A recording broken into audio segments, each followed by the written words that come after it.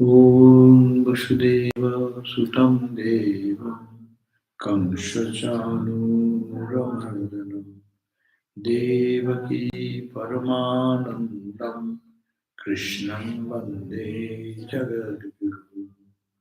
Om Shanti Shanti Shanti.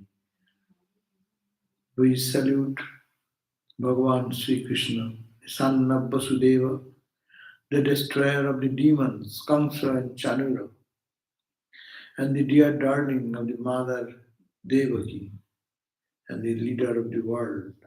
We salute him again and again. Oh, peace, peace, peace. So we are reading the book 2, chapter 2, and we'll start today from 35 verse.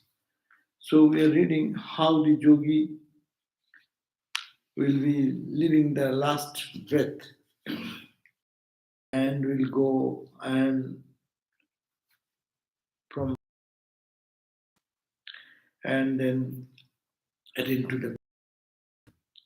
So we read last time they will dissolve their senses, where they attain a state of higher plane, the highest state of Brahmanda, goes beyond the described, all categories evolved from the Prakriti, which has come out for the 24 cosmic principles. These cells and the yogis pass from grosser to the subtler, to the level and identification with it, and then Linga Sarira attains oneness with the Prithvi, the earth element, and from that it goes to the finer element, earth, water element, and from that it goes to the fire element, to air element, ultimately to the space element, which is the symbol of all pervading Brahman. Then how the yogi transcends the subtle aspects of elements, out of which are formed objects of the senses, are stated now. The senses of smell, he dissolves in the subtle element. That means everything is withdrawing from the gross to the subtle, to the subtle, to the subtle. And dissolving in Prakriti, he becomes closed with bliss. Like that, he goes ultimately to the 24 cosmic principles. The root of that is the Prakriti, Purusha plus Prakriti. Purusha plus Prakriti. Prakriti has 24 principles. He goes back to the Prakriti. So this is like when he dies? So yogi can control. Let it not mind not go out. So withdrawing everything from withdrawing. And to the come to the last to the Prakriti. It is all in Prakriti. He becomes clothed, and that is next is the bliss, no? Purusha. Prakriti plus Purusha. No? So this Prakriti is very close to Purusha, the consciousness. It is individual, it's according to Sankhya philosophy we are talking, not according to Vedanta. So Sankhya philosophy is the individual soul withdrawing, because each soul yogi, he dies and he senses control, the prana vayu they control, so that it does not go to the lower channel, to the not to the mouth channel, etc., till it Brahmananda. So that we did. From there, he withdraws, he goes to the subtle element, the gross element is there. Then with the earth element, water element, fire element, this, that. Panchabhuta. And then goes to the ultimate, the Prakriti, the root. And then dissolved in Prakriti, he becomes clothed with bliss. Because there beyond is this Purusha of the Sankhya. And then abandoning all adjuncts, he becomes one in nature with the self, which is utter peace and bliss. So almost he becomes very peaceful there, being in the contact with the Purusha, encircled by Purusha. Oh dear one, he who goes along the path leading to the Lord never returns to the lower plane. If he goes on this way, and reaches there, after reaching there, they don't come back. They move on. That's why in the Gita, Bhagavad Gita, it says that the path of light and it moves on and on and on, and from there they don't return. That is the onward journey, still continues. So, O king, these are the two paths of spiritual progress, eternal, spoken in the Vedas, of which you want to know. The first is the path of immediate salvation,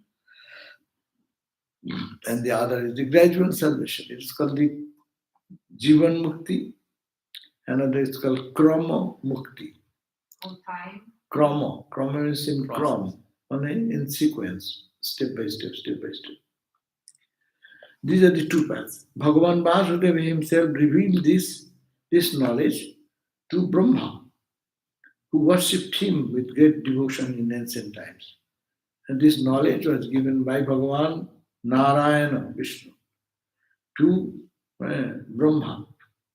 And Brahma was worshipping Narayana with great devotion.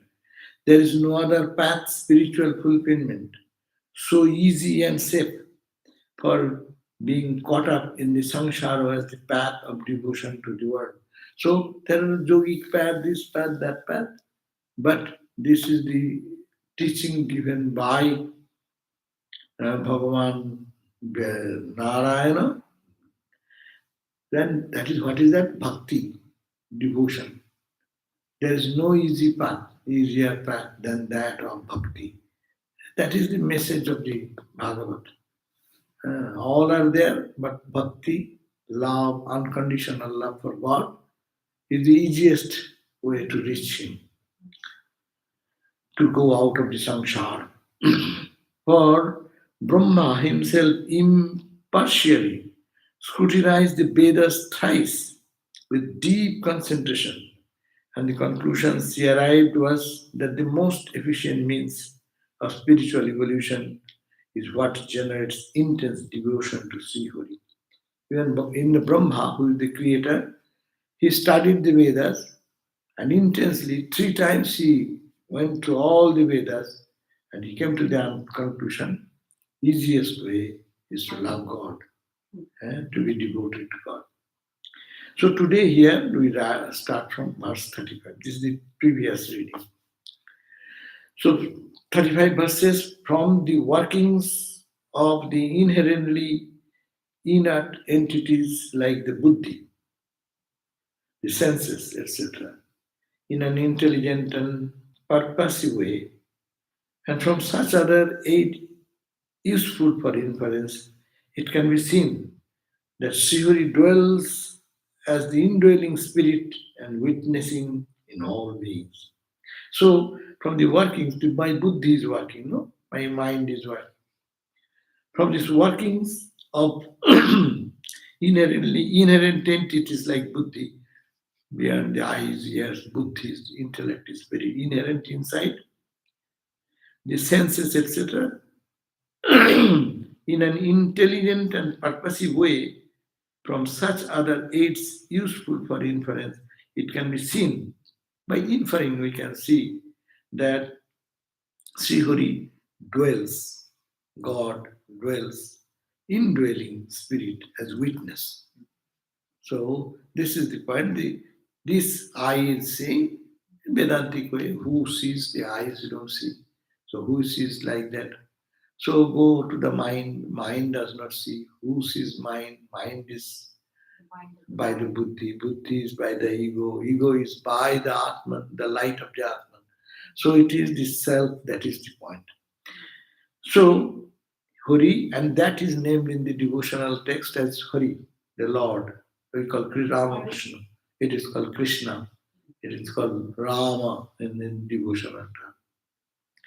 Therefore, O king, man should always hear about what? Praise and remember the all perfected Srihari in all context, in all seriousness, and with deep attention. So, what should be our major purpose of life? It is said that one should be always here in the ear what? About the praise of the Lord. And always what we should do? Remember the all perfect Lord Hari, Krishna, Narayana, to hear about him, to remember about his auspicious, glorious life and deeds in the context of seriousness and deep with all seriousness and deep attention, deep concentration, deep attention, one should do this. Whoever imbibed the nectar of divine excellence, filling the cup of their ears with that immortal drink, it is poetic way of saying, no? Whoever imbibed the nectar of divine excellence, when it's in the Bhagavatam that we are reading now, and filling the cup of their ears, it is like a cup, no? You are filling with water, yeah, with the stories of the divine sport of Bhagavan Krishna, Narayana, who fills their ear with this type of thought, not with rubbish thoughts. Not with what part. Rubbish, Rubbish. worldly, nasty, mundane talks. Remember, all perfect, filling up the cup of their ears with that immortal drink, they verily will have their hearts purified of all the impurities. If they fill up their ear day and night with the holy life, holy sports of the Lord, think of Him, remember Him constantly, their hearts will be purified of all impurities with which the contacts of the sensuous life have been poisoned them. They are all poisoned, all colored, all covered by the impermanent thoughts and ideas of the world and worldliness. They will be counteracting with the thought of God. When you're hearing, that means don't hear anything but God. So if one does that very sincerely, they verily will attain to his lotus feet. So this is the chapter ends here, second chapter, which says that means love to God is the easiest path, rather than making so much of philosophical inquiries, and filling your ear with the holy message of the Lord, holy glories of the Lord, His life, His pastime. So if you hear Krishna's story, Krishna's life, and we call Ramakrishna's life, Ramakrishna's childhood, Ramakrishna's play in Dakshineswar, Ramakrishna's play in the Kashipur garden house, or in Calcutta, wherever he is going now. If you can keep your mind always or ear always charged with this type of pouring information, so that will purify all the senses, mind and intellect. That will be purified. Purified from what? Which is being polluted by the poison of world and worldliness.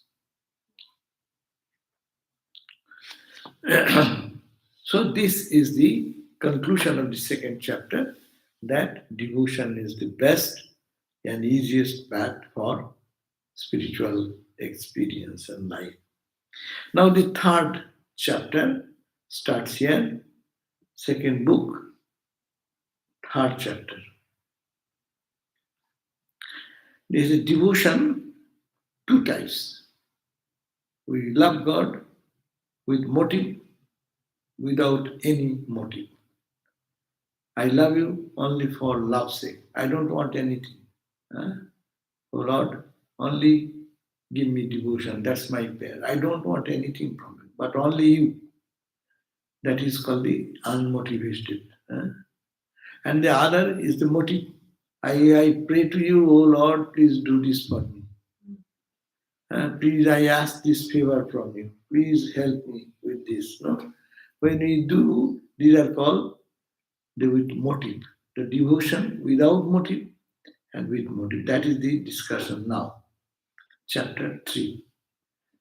So it says the Supreme Being alone is worshipped through all deities. No? This is see Shukadev is again saying, I have been answering your question. What is it that thoughtful men, especially those who are approaching death, should bestow their serious attention upon? So the question was made by Parikshit that what is that thoughtful mind, a thinking mind, a person who is really a person of uh, intuitive uh, spirit. What he will ask, especially those who are approaching death, particularly when death is approaching, when we are getting close to death, what should bestow their serious attention? Where should we focus our attention? Ramakrishna said in the Gospel now, when even he is going to die within few minutes, he is looking at the oil lamp in those days. He used to say, hey, reduce the wick, too much oil. And now not to think of the oil. Your son, grandson, granddaughter, they will think about those things. Your time is now for to be focused on God. But that does not happen. That's why at the point of death, what should be a thoughtful person think while when the death is approaching? But is that person thinking that God's oil is getting misused? God's oil, then there is God then. If the God is there, there is no problem. Then he is saved. They say, now Ramakrishna said, oh, what will happen to them when I die? If they are wasteful like this, how they will survive? Huh? They will be in utmost poverty.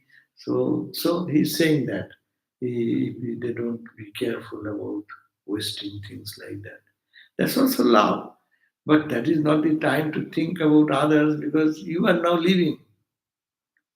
You will have no power to do anything in the world. How much you want to protect the world, even what we do when we are able to do. What is our power? How much good we can do to anyone, to your son, to your daughter. You think that will be good, this is good. Can you do anything? There's nothing we can do. So it says, one who desires to have the luster of Vedic learning should adore Brahma, from whom the Vedas have come. Those who seek power of the senses should worship the Indra, and those who desire progeny, the Prajapatis. The seeker of wealth should worship Sri Devi, of brilliance, the deity of Agni. Brilliance, the deity of Agni, of wealth, the Basus, and of powers, the Rudras. The seeker of foodstuffs should worship Aditi, of heaven, the 12 Adityas, of kingdom, the Vishwadevas, and of popularity, the Sadhyas. The seeker of longevity should worship the Ashini Devas, of strength of body, the Bhumi Devi, and of security, Dio, and Bhumi, who are parents of the worlds.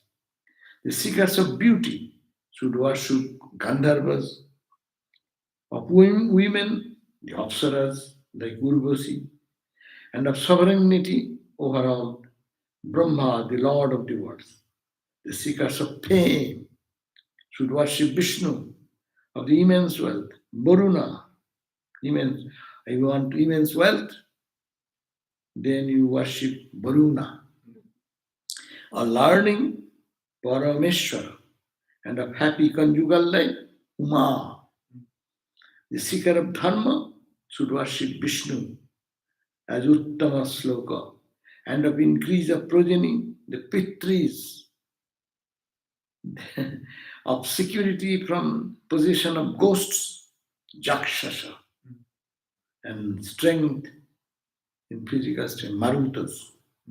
The seeker of kingdom should worship manus and the devas, of destruction of enemies by black magic, the rakshasa, niriti, and of sexual satisfaction, soma.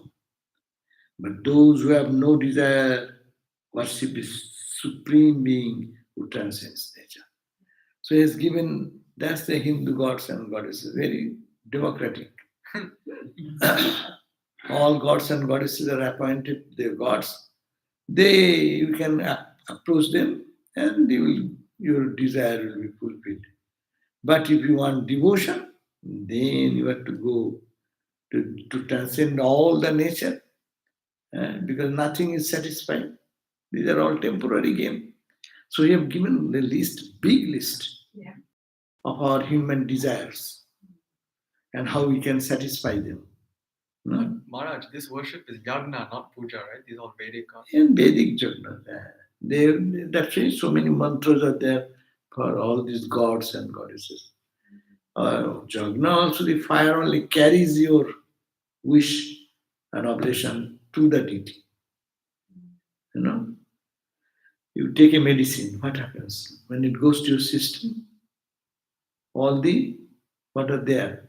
All the hungry bacteria or cells or whatever, they come, and out of the medicine which they are hungry for, that type of cells, they go, cells or what you call, I do not know.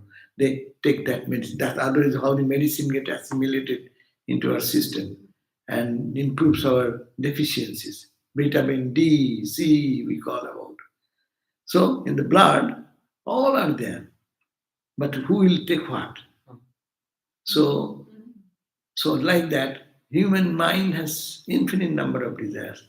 Like if you want to desire, have the luster of Vedic learning, you have to be bright with the learning, Vedic wisdom and learning, then you should have the adored Brahma from whom the Vedas have come out.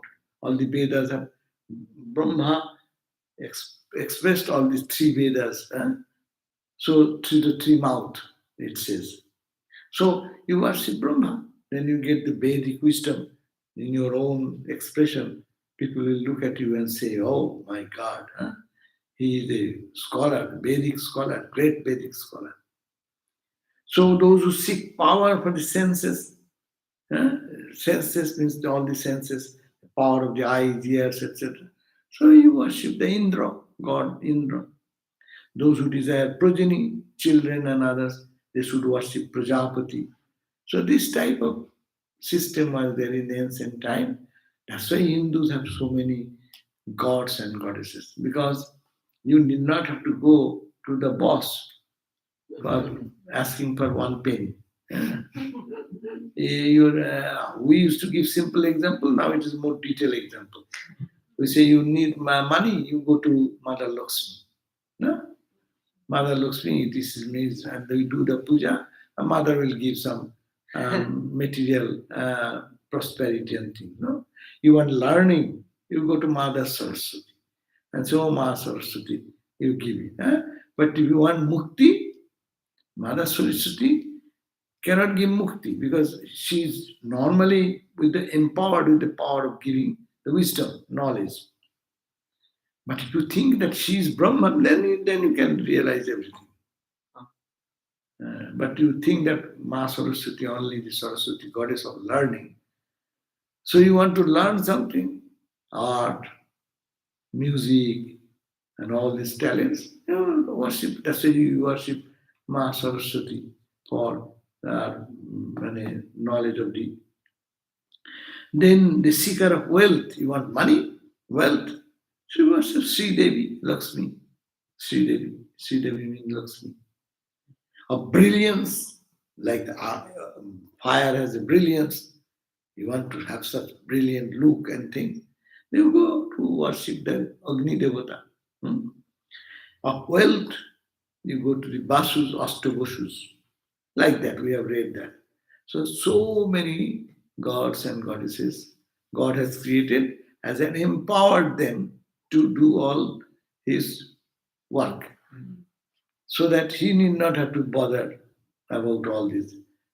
Big boss only talks about big things. Eh? Say we want 1,000, 2,000, 10,000. Lower official can take care. But that official is empowered by the boss. It is not his power. He has no power for money to give anything. But Narayana, the Lord, has distributed the power like this. It is his power only. Through all this, his power is getting manifested. So this is the way. So they have given so many names. If we count how many, maybe 20 or 25 names we found, no? Of the gods and goddesses who can meet our needs, our necessities, worldly necessities. Someone is asking for brilliance, someone for wealth, someone for beauty, someone for progeny, someone for the, the basic wisdom. All this you can worship. But lastly, it is said, but those who have no desires, I don't want anything. So why you will go to other gods and goddesses? If you don't need, why will you go to other? You go to the grocery shop. When? When you need something to cook. If you feel it is not your need, then why will you go to that shop? Eh? Now we have what is called a big shopping mall. In one place you can get everything, no? But if you don't need anything, why shall you go there? That's right. Those who have no desires, they worship them.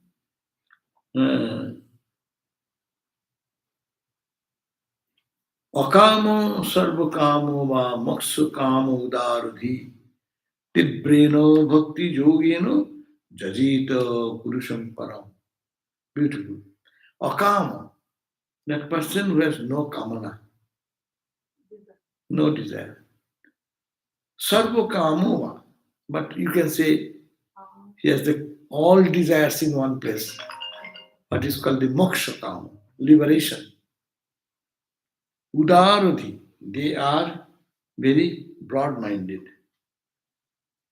Tibreno bhakti yogeno, they concentrate all their attention and love for God, for mukti, for liberation. All these energies which others are searching for, going there, going here. But this real, genuine bhakta, he will understand these are all, even if I get, it will go away.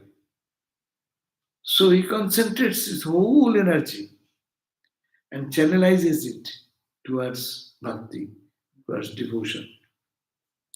So the one being to be adored with intense devotion by all, what is that? Whether they be devoid of all desires, either maybe they have no other desires, or whether they be desirous of all enjoyment. You will get God, then you get everything. Either you say, I don't want anything of these petty things, I want you. And then, or you get God, who is the source of all. So if you get God, then you get everything. Or whether they may be seekers of liberation, is the supreme person, the one God of all. That means God, ultimately, those who love God, they get everything. Because they give up all these petty things first. But when he reaches God, he gets everything. The whole world becomes his. That's why the Vedanta path is also same. Bhakti path is also same. First, Vedanta says not this. Don't get attached to these sense objects. Don't get attached to your mental inclination. No, not this, not this, not this. Everything is annihilated. And then what is? I am that, I am that. No? When you reach I am that, then what happens? Aham Brahmasmi. When you become one with the Brahman, you lack nothing. Everything, you are that Brahman. So what do you miss? So, akamo, sarvakamo va. Beautiful word. Either you don't desire anything,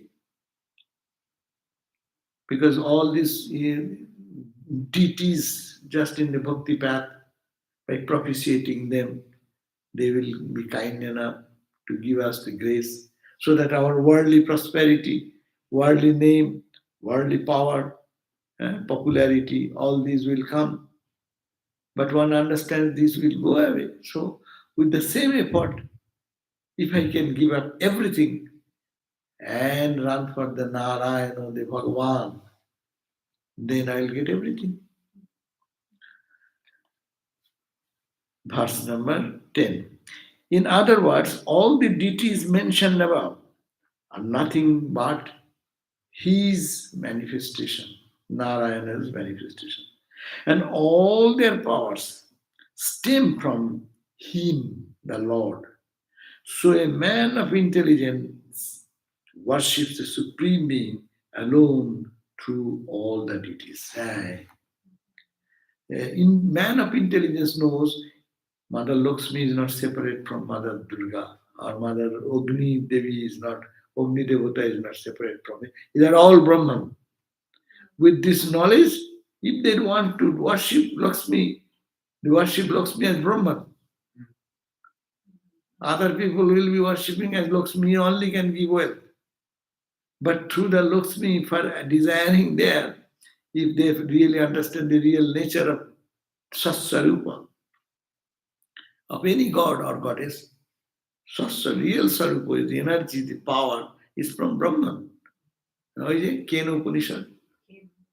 Kena Upanishad says that the gods and goddesses were sitting together and they were all talking about the glory, how they killed, destroyed the demons. And then everyone was taking the pride. What? Agni Devata, the fire god says, oh, what did I do, you know? I burnt everything to ashes. And the fire wind god says, you know what I do? I blasted everything in a split second. Huh? So everyone is talking about their own glory. Water, god of water. I flooded everything. And torrential, a tsunami I created. All smashed into a split second. And then suddenly when they are talking about their own glories, then there appeared one divine form, which is neither looks like a man, nor looks like a god or goddess or demon or asura, nothing. So they could not recognize and said, then Indra, the god of all the gods, he said, hey, god of a wind, you go and check on who is this incognito person standing here. And then he went with all pride, I am the god of wind or fire. Who went first, anyhow? Either of them. So he went, and probably wind god went first. And then said, he went. And as soon as he approached that incognito, the person which cannot be recognized, then he said, who are you? With a god, great dignity. He said, who are you? And the wind god says, don't you know? I am wind god. What? What is wind god? King Birjamiti. What is your power then? You are God Devata. What is your power? Oh, I can just blow out everything. And then similarly, Agni Devata, I can burn everything to ashes. Ashes. Then he said, oh, is it so? Okay. Hey, here is a blade of grass, this tiny. Burn it. Or blow it out. Oh, That says that they exercised all their power but could not move or could not burn that simple piece of straw. And they, with humility, they, being embarrassed, they came back to the God's assembly and said, I could not recognize, I could not. Then Indra, everyone requested, Indra, you go. You are the God among gods, you are the Raja, king of us. So you go. And he went. And as soon as he approached, this others at least saw that some appearance is there. And this disappeared. And Indra being more intuitive, more spiritual, so he sat for meditation. And then Kenu Upanishad says, and there appeared Mother Durga, Umam Hoimavatim, Umam Hoimavatim. And Uma appeared, Mother Uma, and was very pleased and was trying to give blessings. Then Indra said, Ma, before you give your blessings, please tell me, who is this guy whom none of our gods could recognize? And I was bewildered because disappeared from my vision. Who is? Well, you don't understand. He is the Brahman, by whose power you become Indra, you become wind god, they become fire god. If he is not there, you are meaningless, you have no power. That's why they failed. So they didn't recognize their identification with the Brahman. So this is the point. That's why the intelligent worship whom? The Supreme Being alone through all these deities. They are worshipping. So the people can worship any god or any goddess. That's why it is a Shiva Linga, or it is a image of Rama, Krishna, or anything. Because Brahman is everywhere. You can take any symbol or any expression of the divine. But if you think it is the power of Brahman, then you reach up to Brahman. And if you make an optimum limit that he can give me wealth only, so you are restricting the power of Mother Lakshmi only up to that. So that's why it is said that so man of intelligence, those who have enough knowledge and wisdom, they worship the Supreme Being alone through all the deities. 11th verse. The ultimate object of all worship is the generation of unswerving devotion to the Supreme Being. That Supreme Being in this text is Narayana. We call Krishna. So you can call any. It leads to liberation, the highest destiny of man. By association with holy men, devotion develops in an aspirant. What happens? By association with the holy man, how this devotion will grow in us? In the Bhagavad and in Ramakrishna Gospel, you can find, oh, I am not seeing the face of you. It's blocked. Sit in a way, you can sit in the left, go to the left, extreme left, change your seat. Yeah, there is no obstacle. Yeah. So he says that by association with the holy men, devotion develops in an aspirant. Devotion which is within us, it will develop with the holy association, holy people, because they remind us of God. And Ramakrishna said, sadhu sangha, holy association. Go to an isolated place and do sadhu sangha, holy company. Who will not feel delighted in the account of the Lord's actions and excellences, listening to which spontaneously generates bhakti? That means, unless he is a very worldly person, any devoted person generates love for God. How? With the holy company. When you hear about that, when you see someone who is dedicated to God, our desire also increases. Association. It is called the glory of association. You associate with anything, your mind gets colored. Mind is like a liquid, water. You put it in a cup, it takes the shape of the cup. You put it in a saucer, it becomes flat like that. In a bowl, it becomes bowl. Water has no color, so it takes the shape of the content where you keep. Mind is like that.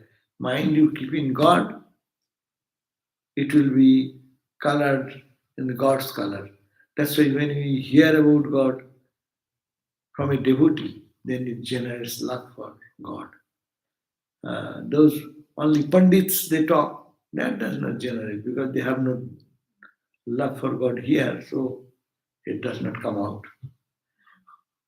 So, who will not feel delight in the accounts of the Lord's actions and excellences, listening to which spontaneously generate bhakti, the experience of which is considered equal to mukti?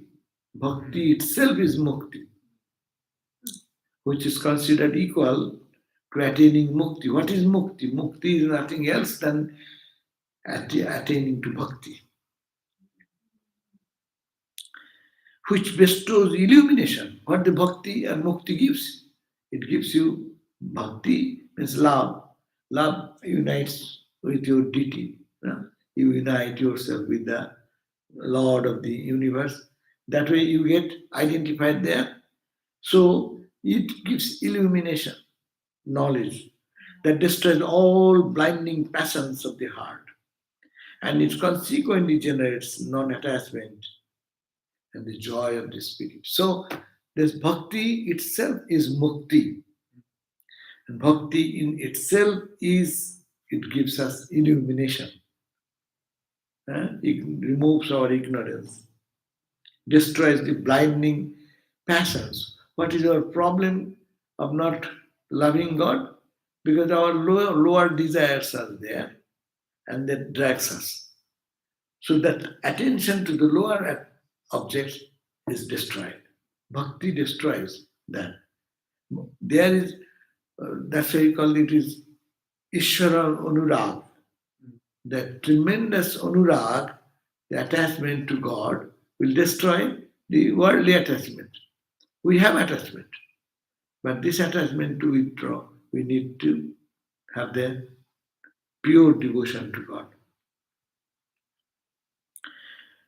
And consequently generates non-attachment, and as a result, joy of the spirit.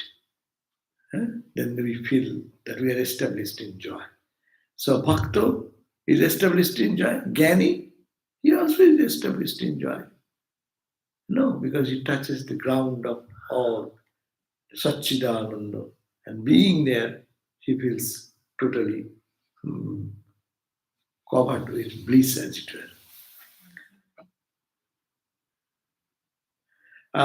Now we'll read the verses from 13 to 25, where it is mentioned a life lived without bhakti, without your bhakti or devotion, is useless for a bhakta, for meaningful living. No?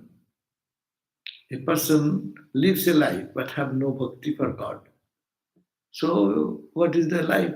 Life is like a plant life, like a life of an animal. Is born, ate, survived, fought, and one day died. So this human life is a waste. So, but a life lived with God, with love, bhakti, that is useful. So it is useless to live a life without bhakti. That is the chapter, or you can division these few verses are talking about. Saunaka said, 13th verse. After having heard these words of Sukadeva, noted for his learning and spiritual experience, what else did then Parikshit, the leader of Bharata dynasty, ask? So it is the question Saunaka is asking to the narrator. What happened? Shukadev was responding to this after this response that without bhakti, it is meaningless. Why? Bhakti itself gives us mukti, it gives illumination, and it destroys, positively gives illumination, destroys the blinding passions of the heart, and generates attachment to the Lord, and one is established in joy and spirit. No? So this is being said. Then what else? Then Sukadev said. So that is the question of the 13. 14 verse says, where pious men meet, there certainly will occur much talk about the Lord. It says, wherever holy people, pious people, they meet together, there certainly will occur much talk about Lord. As you go, 5 politicians sit together. They talk about politics. Sports people, even 2 sports people sit together, they'll be talking about sport. Those people who are stock market people, when they sit, they will talk about stock market. Similarly, pious people, devoted people, when they sit together, they will talk about Lord. They Ramakrishna in his say that he could not bear with the worldly talk. Then he's talking, you read the gospel. You go to Ramana Maharshi, how much time he's talking about worldly mundane thing. Whatever he's speaking is all Atman Brahman, Atman Brahman. And there is no end of these simple 2 words, Atman Brahman. People, who am I? Who are you? Who am I? Who are you? Etc. So they say we have heard once in it. How many times we have to read this? But they love. But they love to talk about that so intensely. They rejoice in that. So wherever pious men meet, there 14 verse, there certainly will occur much talk about the Lord. You ought to tell us of the talks that took place on that occasion to us who are very desirous of hearing about it. So it is the question. Ernest Sikar is questioning what Shukadev would then continue to talk about holy talks. 15. Indeed, that hero Parikshit, the grandson of Pandavas, is such a great devotee of the Lord that the worship of Krishna was his favorite play even in the days of his childhood. The devotees always do that. And from the childhood, they play with Krishna, baby Krishna. In India, that is a common practice. Gopala, the widows, they start practicing Gopala as their own son, own child, and live with Gopala. There was on Gopala's mother of Gopala, with Ramakrishna's. No? And as for Shuka, who is the son of Vyasa, he is the most noted among the devotees of the Lord. When so many holy personages meet, and they're all meeting, the holy sages are assembled into that meeting. Just remember, when Maharaj Parikshit is in the Naimisharanya, and all the sages have accumulated, and then Sukadev came in that meeting. So it is the association of the holy people. They will not like to hear about anything mundane. So that atmosphere is spiritually charged. When so many holy personages meet Surely there must have been much talk about the Lord. A man has really lived 17 months. A man has really lived only during those moments of his life that have been spent in the thought of the Lord. No? This is the point, that a person's right living is when he lives with God, when he hears about God, when he talks about God. That is the right living. Vain are the lives of the rest, their lifespan being merely food for time, capital time. Because clicking of the time eats away our life. So those who don't listen to God or God's holy word or speak about them or meditate upon them, their life is in vain, useless. Rather, who do vain are the lives of the rest, their lifespan being merely food, because time eats away their life, to swallow through its jaws of sunrise and sunset. Sun rises yesterday, and whole day is gone talking, chattering about the world and mundane things of the world. Sunset, another clicking of the time automatically went. One day of life is gone. Tomorrow is gone. Another day, another day. And one day, last day has come. I am on the verge of death. Then you say, what did you do? You ask, what did you do? What will you achieve? What did you do? You will achieve that. So you talk about stock market, you go to stock market now. Stock market, okay. Huh? You talk about whatever, your mind will be dwelling on that. It will go in that plane where stock markets are there. Good stock market. That isn't necessary. What if you didn't attain illumination on the path of bhakti, but you develop love for God your whole life? What if you didn't attain that final illumination, but you attained love for God? Yeah. If the love for God is achieved, then God will pull you automatically. As that is they say. You need not have to come back. With that love will pull you into more and more. Or if you are born, you will be born. Gita says, Atova yoginam kule bhavati dhimatam. You will be born as a very intelligent child in the family of a householder, where from the childhood days you will find the spiritual atmospheres. Our spiritual life starts when? Someone may be 20, someone may be 30, someone may be 50, someone may be 70.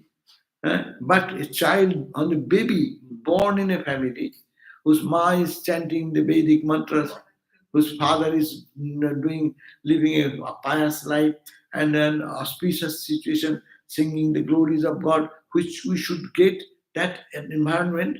Must austerity is necessary because you have done so much. Is born in that environment. As a result, what happens? His old practices they get more brighter and most, and they get more steeped into childhood days onwards. They meditate, start meditating. Their mind does not go for world and worldliness because he has done so much sadhana and he has fallen in love with God. So that is the benefit of that. Do not the trees leave their lifespan? 18 verse. The plants, you plant a seed, it sprouts and become. They also live. Do not bellows take in and send out air. Do not animals, domestic and wild, eat and mate. Alas, what is human life worth? If it is fulfills only these very same functions, God has given the great opportunity. A brain is given, eyes are given, can see some beauty, God's beauty. Ears are given to hear about glory of God. If one lives like these animals, what is human life worth if it fulfills only these same functions like the animals, domestic, wild, eat and mate. Ahar, nidra, bhayo, moitunam. These are the few characteristics of every creature in the world. In the human being, only something great if they have utilized it. Otherwise, it is like leading a life of insensate life of the trees and plants and animals and beasts like that. That means the verse is saying very harsh words, but their life is not utilized for proper purpose. He into whose ears the Lord's name has not entered. Why not entered? It hit and went back. Many people, if you talk about God, 2 minutes they will be there. Third minute they'll say, okay, you stay, I'm going somewhere. There are people in the world, Yeah, yeah. isn't it? And some people will be with the tears. What is the distinction? He has get absorbed in the Lord's pure thought. Mind has become purified. His same words entering into the eardrum of both. One feels aversion, another feels attraction. So he into whose ears the Lord's name has not entered, it is not rebounding, but it has entered. He is a man in form, on shape and size, but in fact only an animal, a dog, a pig, a camel, an ass, or the like. But they are so disgusting. Their life is like that type of animal. A pig. Pig also lives. Enjoy themselves. Yes. Where's But- the pig? Yeah, pigs enjoyment. Of course, pigs enjoyment. And the ear into which the words dealing with the Lord's excellences have not entered is a mere cavity.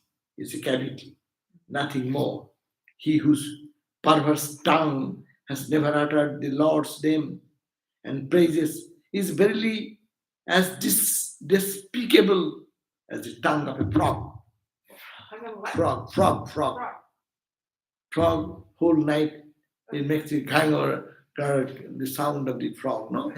Disturbing the peace of others. And whole night he's awake. He's doing big job. And saying, what a sonorous music. So this tongue, which does not talk about God, is like that. My God. Verse number 20. Bile, it is a beautiful jiva. 21.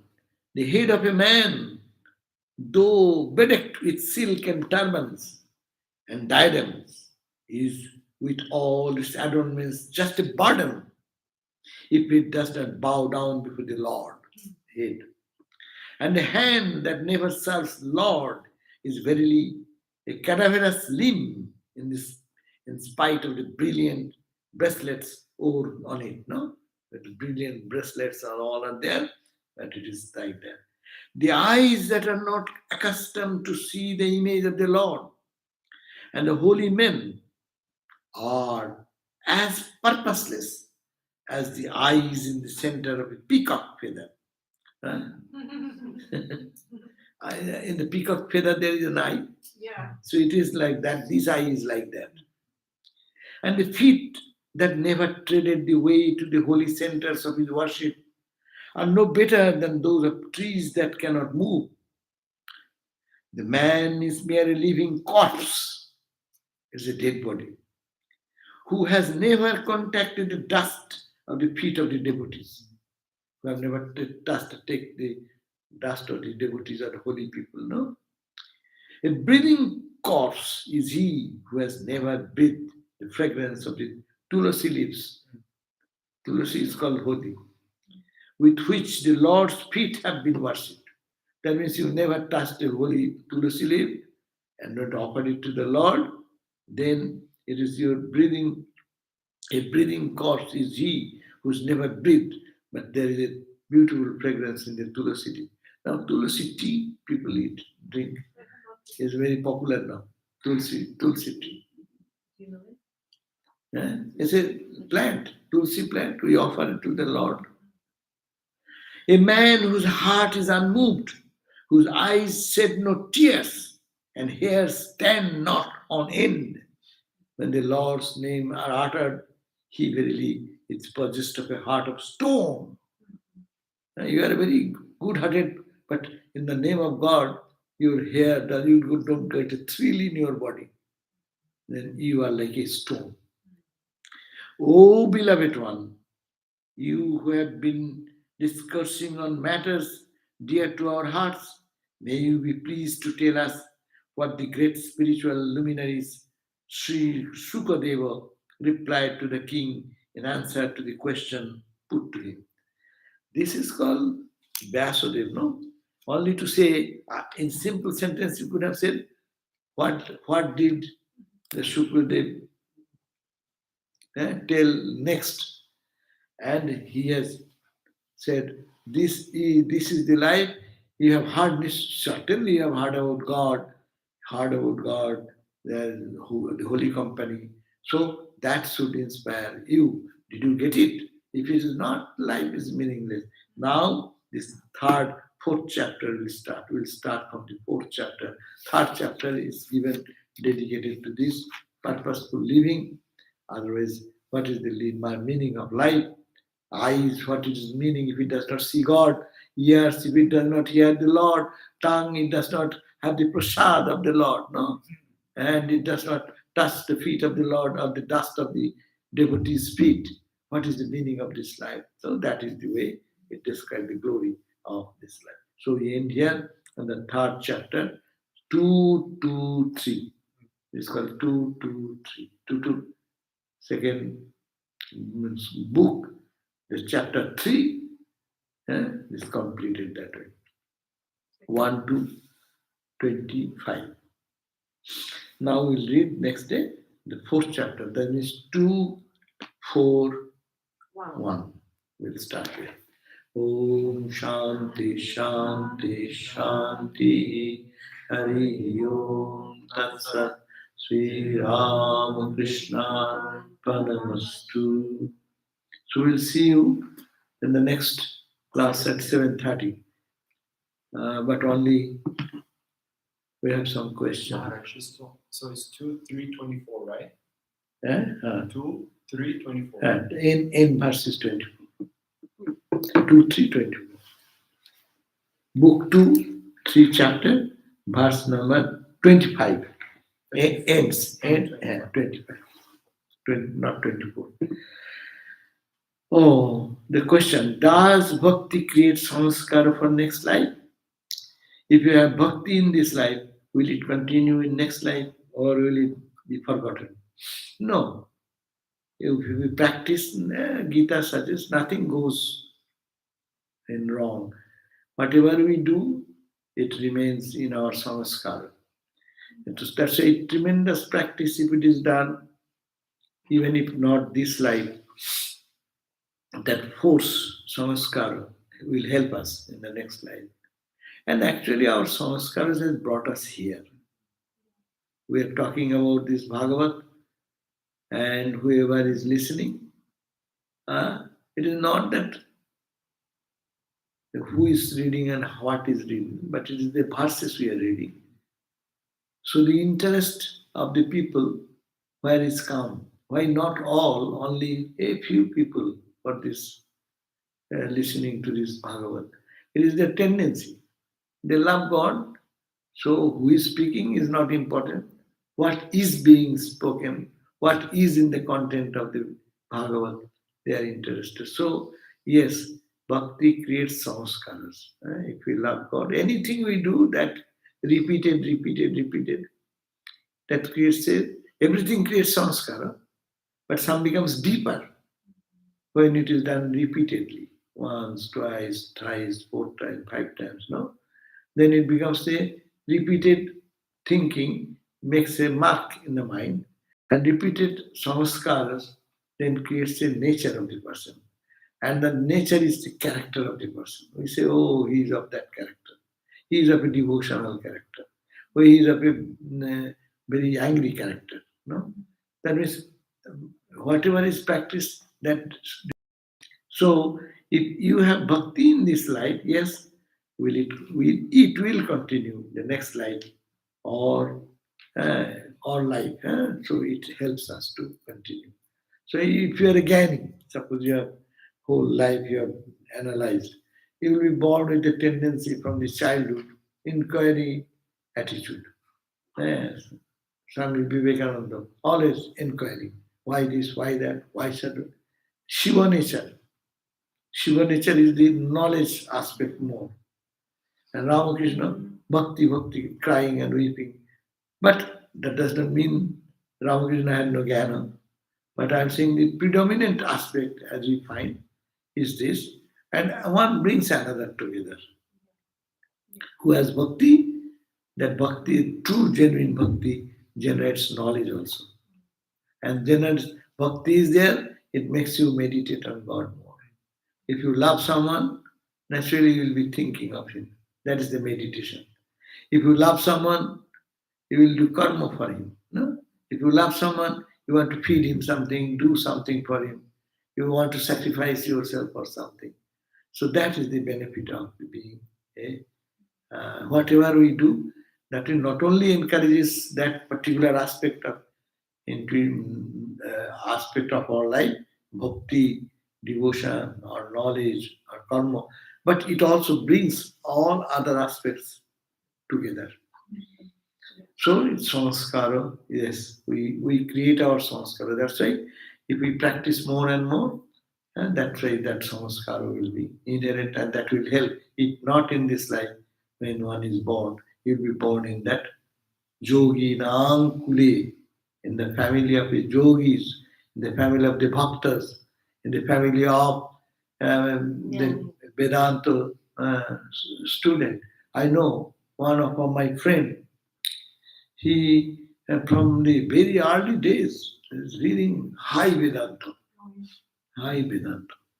because his father wanted to be a monk, Vedanta monk, but he could not for some reason. In early days, people used to get married and things. No, they have no control. So, see that he got it from his father.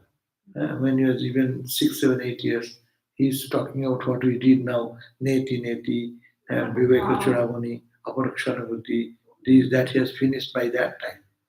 So, so he became a embodiment of knowledge as it were. Whenever he speaks about Jnana, Vedanta. So that samskara has been carried out here. Bhakta characteristic also will be carried out there. And their parents also of that nature. Parents also want that type of child, and child also want to be born in such a family. So both have a connection there.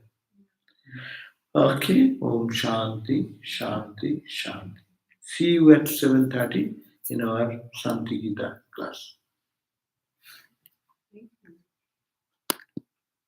Maharaj, a spiritual person should avoid conversation